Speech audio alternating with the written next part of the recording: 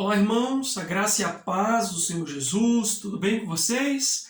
Então, estamos aqui mais uma vez para trazer uma palavra devocional, para que Deus possa ministrar no seu coração, te dando direcionamento e entendimento. O texto de hoje está no Evangelho de Lucas, capítulo de número 5. Nós vamos ler a partir do versículo 17 e a gente termina no 26. O texto diz: certo dia, ele estava ensinando e alguns fariseus e líderes religiosos estavam presentes. Gente de quase todas as cidades da Galiléia e da Judéia e até mesmo da distante Jerusalém se reuniu ali. O poder de Deus para curar estava sobre ele. Alguns homens chegaram carregando um paralítico em sua maca. Eles procuravam um meio de entrar na casa e levá-lo até onde Jesus estava. Como não havia jeito de passar pela multidão, eles subiram ao telhado, removeram algumas telhas e o desceram por ali até o meio do povo e diante de Jesus. Impressionado com tanta fé, Jesus disse: amigo, eu perdoo os seus pecados. A declaração irritou os líderes religiosos e os fariseus que cochichavam: quem ele pensa que é? Isso é blasfêmia. Só Deus pode perdoar pecados. Sabendo o motivo do alvoroço, Jesus lhes perguntou: por que tanto cochicho? O que acho que é mais fácil dizer? Eu perdoo os seus pecados? Ou levanta-te e anda? Pois bem, para que fique claro que eu sou filho do homem e estou autorizado a fazer uma coisa e outra, voltou-se para o paralítico e ordenou: levanta-te, pegue sua maca e vá para casa. Sem hesitar, o homem levantou-se, pegou sua maca e foi para casa, dando glória a Deus pelo caminho.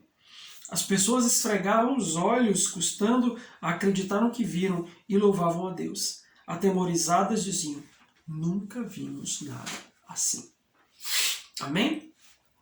Amados, esse texto, uma passagem do Evangelho, é bastante interessante e curioso, porque ela fala do que Jesus fez na vida de alguém intermediado por terceiros. E é exatamente sobre esses amigos que eu quero conversar com vocês. Percebam que havia um homem paralítico deitado em uma maca, e aquele homem não tinha a menor condição de chegar até Jesus. Ele não poderia, até porque não podia andar, e por onde Jesus estava havia sempre uma multidão de pessoas, as pessoas se apertavam para poder estar e tocá-lo e ouvi-lo e ser curado por ele. O fato é que aquele homem, em função da sua condição física, ele não teria a menor chance de aproximar-se de Jesus. Mas aí entram os protagonistas da história, quando alguns amigos decidem levá-lo até Jesus para que ele possa ser curado. É um texto muito simples. A Bíblia diz que aqueles homens chegaram até aquela casa onde Jesus estava, carregando aquele homem. Como não puderam entrar pela porta, eles sobem ao telhado, fazem um buraco ali no telhado para que descer aquele cara, porque no fundo eles queriam que ele fosse curado. Eles desejavam que ele fosse restaurado. E hoje eu quero compartilhar com vocês sobre as características das pessoas que Deus usa, que Deus coloca na nossa vida para nos abençoar. Ou seja, quem são esses amigos e quais são as características desses amigos que Deus usa para nos abençoar. Vamos lá. A primeira coisa que eu enxergo é que aqueles amigos, eles se importavam verdadeiramente com o paralítico. Não era apenas alguém que olhava para a condição dele e dizia: puxa, que difícil, puxa, como você não está bem, né, e tal, e pronto. Não. Eles se importavam com aquele homem de maneira que eles decidiram tomar uma atitude por ele, sabendo da sua incapacidade, da sua falta de condição de ir até Jesus, eles decidiram fazer algo por aquele homem. Então, as pessoas que Deus coloca na sua vida para te abençoar, elas se importam com você. Aprenda a enxergar essas pessoas. Aprenda a valorizar essas pessoas, não por quem elas são, mas porque elas são presentes de Deus para as nossas vidas. Então, essas pessoas se importam com você. Em segundo lugar, aqueles homens, eles ajudaram aquele cara quando ele estava no seu momento mais crítico, mais difícil. E quantas pessoas Deus usa para nos ajudar quando nós estamos passando os momentos mais críticos, mais difíceis da nossa vida? Estamos em aperto, estamos enfermos, estamos sem grana, estamos desesperados, estamos doentes, estamos de tantas formas, e aí Deus levanta pessoas para nos ajudar nesses momentos. Você consegue enxergar que momentos foram esses e quem são essas pessoas que Deus usou para abençoar a sua vida, para ministrar sobre você? Pastor, por que o senhor está dizendo isso? Você vai já entender no final desse vídeo. Em terceiro lugar, a característica dessas pessoas que Deus usa para nos abençoar é que elas nos levam para mais perto de Jesus. Essa é uma coisa interessante. Aqueles homens levaram o paralítico até próximo de Jesus. E as pessoas que nos amam, as pessoas que Deus coloca para abençoar as nossas vidas, elas nos levam para perto de Jesus. Quem são as pessoas hoje, no teu cotidiano, no teu contexto, que te levam mais próximo de Deus? Que te motivam a estar mais perto de Jesus, que te empurram, que te carregam nessa direção de estar mais próximo de Cristo? Essas pessoas aí, elas aí, são usadas por Deus e foram colocadas na sua vida pelo Senhor. A questão é que, assim como existem essas pessoas, existem outras que nos levam para longe de Deus. Outras cujos conselhos, cujas motivações, cujas ações apontam em outra direção completamente contrária do Evangelho. E cabe a nós saber discernir e saber estreitar os laços com aquelas pessoas certas. Em quarto lugar, eles não mediram esforços para que aquele homem fosse curado. Como eles se importavam verdadeiramente com ele, como eles desejavam que ele fosse curado, eles não mediram esforços. Pensa comigo. Carregaram um homem, talvez durante um tempo, até chegar numa casa e perceber que não dava para entrar e subir num telhado. Não sei como é que era aquele telhado, mas o fato é que aquilo envolveu muito esforço. E isso é tão importante, queridos.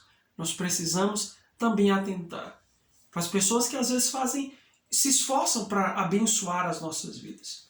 Ah, pastor, mas por que você está falando isso? Sabe por quê? Porque nós precisamos aprender a ser gratos a Deus a respeito dessas pessoas. Quantas vezes nós recebemos, somos abençoados, mas nem sequer oramos por essas pessoas. Nós somos abençoados, mas nem sequer olhamos para elas e demonstramos essa gratidão que vem do Senhor. As pessoas, na sua postura religiosa, dizem, não, eu só devo agradecer a Deus. Isso é mentira, meu irmão. Isso é religiosidade. Deus usa pessoas para ministrar na sua vida. Deus usa pessoas para te abençoar. Deus usa pessoas para orar por você. Deus usa pessoas para te aconselhar de maneiras tão maravilhosas. E a sua resposta precisa ser gratidão a Deus por essas pessoas. Quantas vezes você orou pelas pessoas que têm abençoado a sua vida todos os dias? Quantas vezes nessa semana você orou por alguém que você sabe que ora e se importa com você diariamente? Isso é importante, porque a recíproca ela precisa ser verdadeira. Ou seja, não somente Deus coloca esse tipo de pessoa na nossa vida, mas Ele quer nos fazer ser esse tipo de pessoa, porque Ele quer nos colocar na vida de outros. Ele quer nos fazer agentes de mudança. Ele quer que sejamos como esses 4 homens, que vão carregar pessoas, que vão levá-las para mais próximo de Jesus, que vão se importar com essas pessoas, que vão orar para que elas sejam curadas, que vão ministrar sobre a vida delas. Entende? É uma via de mão dupla. Eu comecei convocando você a pensar sobre essas pessoas, mas a ideia é que você seja uma delas. Que você seja uma dessas pessoas que ajuda quando o outro está em apuro, que ora, que que abençoa, que se importa, que liga, que mandou mensagem, que ministra na vida de alguém. Não seja apenas aquele que é alvo do cuidado dos outros, mas atente para a necessidade de cuidar de outros também, porque Deus quer usar a sua vida. Em último lugar, aqueles homens, eles emprestaram a sua fé para aquele paralítico. Como assim, pastor? Entenda. O que eu quero dizer aqui com emprestar a sua fé é eles criam que Jesus poderia curá-lo. E eles motivaram aquele homem a levar até lá. A Bíblia não diz, mas talvez, pode ser, que ele tenha colocado alguma resistência. Não quero ir, não sei, tal, tem muita gente lá. Mas aqueles homens, no ímpeto de vê-lo curado, eles se posicionaram e emprestaram sua fé motivando. Essa é a palavra. Então, meu irmão, eu quero te convidar, te convocar a emprestar sua fé para algumas pessoas. Quantas pessoas hoje ao seu redor, irmãos em Cristo Jesus, estão precisando de uma oração? Estão precisando que você empreste a sua fé, motivando-as. Puxa, meu irmão, Deus abençoe, você é alguém importante. Meu irmão, vai dar tudo certo, porque o Senhor vai te abençoar. Dá uma palavra de ânimo para alguém. Isso é emprestar a fé. É quando nós motivamos, é quando nós ministramos, é quando nós ajudamos alguém através daquilo que nós cremos. Aquele homem creu, o paralítico, mas os seus amigos também creram. Então, deixa Deus te usar. Permita que o Senhor, em nome de Jesus, motive você a emprestar a sua fé a algumas pessoas que estão ao seu redor. Talvez ao seu marido, aos seus filhos, ao seu vizinho, aos seus pastores, ao seu líder de célula, enfim, as pessoas que estão ao seu redor e que te abençoam tanto.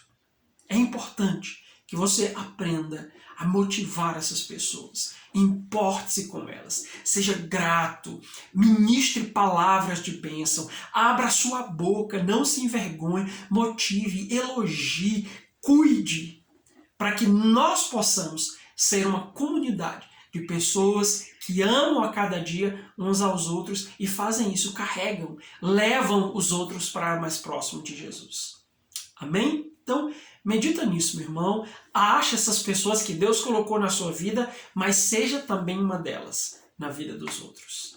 Deus te abençoe em nome de Jesus. Amém.